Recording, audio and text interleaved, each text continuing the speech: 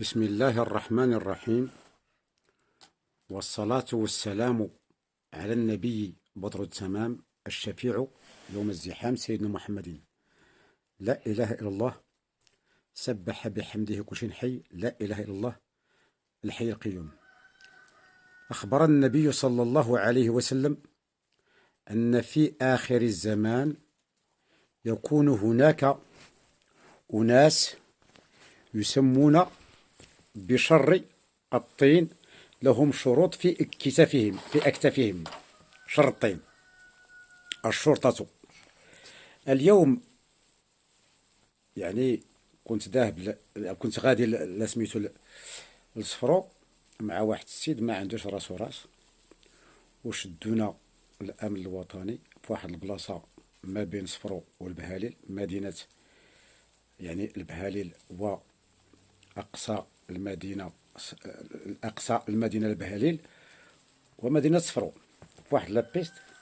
شدونا، قال له هادو البلايصه ودي، قلت لهم راه هادو تروحوا اللي فايت محمد من ناحيه العناصر، راه العائله، راه السيد غير عيط له باش يهزين واحد الغرض، وراه ما تقولوش راه هز البلايص يعني انه خطاف. والمهم يعني ورأيت وشت ديك الطريقه باش كيعاملوا الناس، يعني ارهاب شعب، وهكذا يفعل في جميع انحاء المملكه، ليس ماشي غير هنا. قلت له سيدي راه واحد قال لك غادي نضربك، يعني بدينا قلت له ودي راه حنا راه ماشي بلايصه كيفاش ما خلانيش نهضر. قلت له عطيني راه واش عندي الحق نقول لك نخبرك، ولا تكتب مجتهدا نقول لك اشنو كاين. يعني كيحبس براسو هو فوق السماوات السبع وانت يعني تحت. وبغيت يعني انا لا اخشى احدا. وقلت له سيدي شويه بقى، كان ذاكره قال لك نضربك. قلت له هذيك اللي خصك، انا راه ما غاديش نضربك، غنهزك للمريخ، كوكب المريخ، بامر من الله سبحانه وتعالى. غير تبغي تضربني تلقى راسك في المريخ باذن الله القوي المتين. انا كنتذكروا واحد، يعني واحد فيهم يعني عنده واحد الدبلوماسيه، واحد الليونه في الهضره ديالو.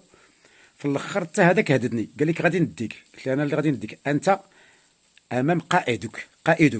انا هو، اعوذ بالله من القوه، انا هو القائد الاعلى، وانا هو امير المؤمنين في المغرب حاليا، واميركم قد كفر في فاس. قال لك اش كتقول؟ قلت ليه محمد السادس ماسوني، خرج التليفون ديالك صور. محمد السادس حشر فنادى ونادى شركا، والنبي صلى الله عليه وسلم اخبر عن ذلك. قال رسول الله صلى الله عليه وسلم علامة خروج الامام القائم ليقيم الاسلام في مدينة تسمى في المغرب، في فاس في المغرب، كفران امر علانية. كيف يعقل ان تاتي بشرك ومشركين؟ الله أخبر بذلك في سورة النبأ: لم يكن الذين كفروا من أهل الكتاب والمشركين منفكين حتى تأتيهم البينة، رسول من الله يتلو صحفا مطهرة فيها كتب قيمة. وفي سورة يعني الفتح كذلك: إن فتحنا لك فتحا مبينا. ويعذب المنافقين. المنافقون هم المغاربة الذين حضروا ذلك كل من يعمل لإقامة هذا النظام الماسوني الميساسي السامري الدجال، دجال الرباط. المهم في الاخر بينت لهم المسائل، قال لك غير سير. مشيت على رجلي حتى هذوك اللي عندهم البيرمانونس في الطريق لاله مولاتي، جيت لعندهم تما، والعصر لقيت وصلت قدام الكوميساريه باذن الله، والعصر كيودن.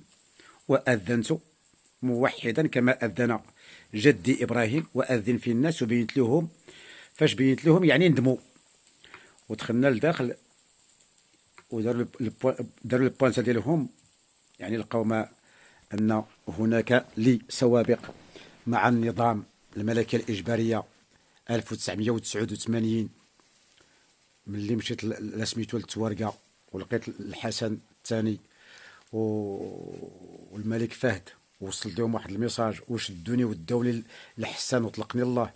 ومشيت لأكادير، قصر ديال أكادير، فاش أمرني الله سبحانه وتعالى حينها أنزلت علي أيها المدثر قم فأنذر وربك فكبر وثيابك فطهر والرجس فاهجر ولا تمنن تستكثر ولربك فاصبر فإذا نقر في الناقور فذلك يومئذ يوم عسير على الكافرين غير يسير. أنا ذاك يعني نادى لي الله بالمدثر، وأمرني وأمرني باش نمشي لأكادير. وفاش مشيت لأكادير ما عرفتش علاش مشيت، وقمت بذاك المهمة وسديت ذاك القصر وشدوني لحقاش كيدينا الله سبحانه وتعالى حتى قدام القصر قال لك خصك تخرج تما. قلت له علاش؟ قال لك بغى يدوز الملك. قلت له يدوز الملك الله يعاونه ويعاونو. قال لك راه ما يمكنش يدوز الا انت تما. وشدوني وهزوني وطلقني الله عاوتاني. وفي كوب 22 في مراكش عاوتاني تما كاين الظهور. اما الان راه الخروج. المهم في الاخر جا واحد السيد كنعرفو قال لهم راه هذا السيد راه في البهالي راه عنده زاويه يعني كيفاش قال لك لوجه الله غادي تسامح معاهم. قلت له لا. قلت لهم والله لولا ان الله سبحانه وتعالى اعطاني نون الحنان الحناء وما كان ابراهيم يهودي ولا نصراني ولكن كان حنين يعني احن. لان الله سبحانه وتعالى راه قلتها لهم قال رسول الله صلى الله عليه وسلم قال ربنا سبحانه وتعالى في الحديث القدسي من عاد لي وليا فليأذن بالحرب فما بالك من عاد ختم الأولياء. وسمحت لهم قلت لهم لأن الله سبحانه وتعالى أعطاني من الحنان لأن النبي صلى الله عليه وسلم قال أمك ثم أمك ثم أمك 3 مرات ثم أبوك. الإشارة ليست أمك التي حملتك ورضعتك بل فاطمة الزهراء وحواء ومريم رضي الله عنهن وعليهن السلام.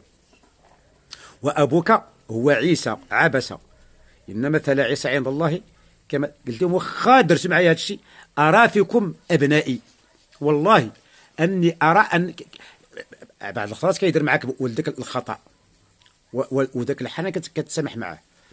وتسامحنا وراني دابا جيت راني في داري إن شاء الله العلي العظيم. ولكن أريد أن أوصيكم وتواصوا بالحق وتواصوا بالصبر.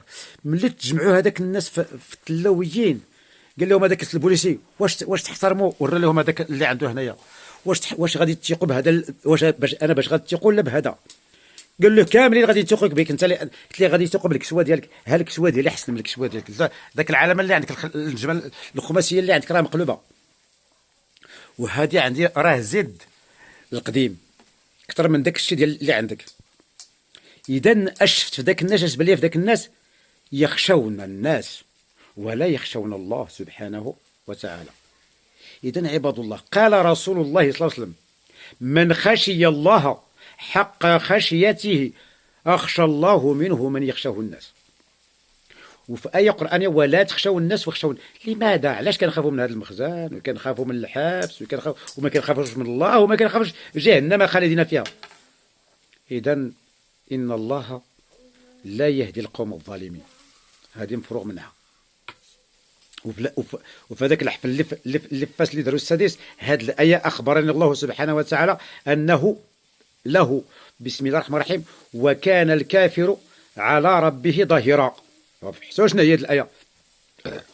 ومن كفر بالمهدي او اللي قال لك ما كاينش المهدي رغم انه يقرا عبس وتولى وكيقرا عما يتساءلون وكيقرا ولكل امه رسول فاذا جاء رسول وكيقرا كاع داك الشيء فهو يؤمن ببعض ويكفر ببعض لانه يؤمن بمحمد ولا يؤمن بعيسى. وعيسى تتمه محمد النبي صلى الله عليه وسلم اتم الدين وعيسى سيقيمه الاقامه الثانيه. جاء الاسلام غالبا وسيعود غالبا فطب الغرباء. ولهذا اخبر النبي صلى الله عليه وسلم القرآن العظيم نجيب بالك كان القرآن العظيم بسم الله الرحمن الرحيم فاس تقم كما أمرت ومن تاب معك ولا استقوا.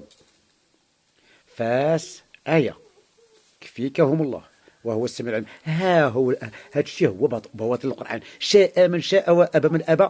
والقرآن العظيم ليس عربيا كله وليس عجمي كله بل هو أعجمي وعربي. قل هو للذين آمنوا هدى وشفاء. وأخبر النبي صلى الله عليه وسلم أن المهدي سيعرف بتأويله القرآن بلغته البربرية. وقال محمد رسول الله صلى الله عليه وسلم جاهدت من أجل الوحي وسيجاهد حفيدي من أجل تأويله. وها أنا ذا اليوم أجاهد في إعلاء وإقامة الإسلام بتأويله البر. والسلام على من اتبع الهدى. الله بجوز الكفات والباء والالف والراء. الله اكبر وبرا بوالدتي. الابرار لفي عليين وما ادراك ما عليون. اما بالنسبه للمؤمنين الحقيقيين الذين يؤمنون بمحمد حق ايمانه فقد قال فيهم الله سبحانه وتعالى ان الذين امنوا وعملوا الصالحات يهديهم ربهم بايمانهم. بالنسبه عوده المقربين قولوها الحمد لله الذي هدانا لهذا وما كنا لنهتدي لولا أن هدانا الله لقد جاءت رسل ربنا بالحق. إذا عباد الله، هذه الكلمة أمانة في رقابكم، نشروها. اللي ما نشرهاش راه غادي يتسأل أمام الله، اللي نشرها راه غادي يتسأل أمام الله وتبان له الخير، لأنه النبي صلى الله عليه وسلم قال بلغوا عني ولو آية. لماذا لا تنشر يعني الكلمات ديالي والفيديوهات ديالي؟ لأنكم تخشون فرعون، وفرعون ها موسى هنايا، ها عيسى، ها سليمان، وكل شيء أحصيناه في إمام مبين. ما لكم لا تفقهون حديثا.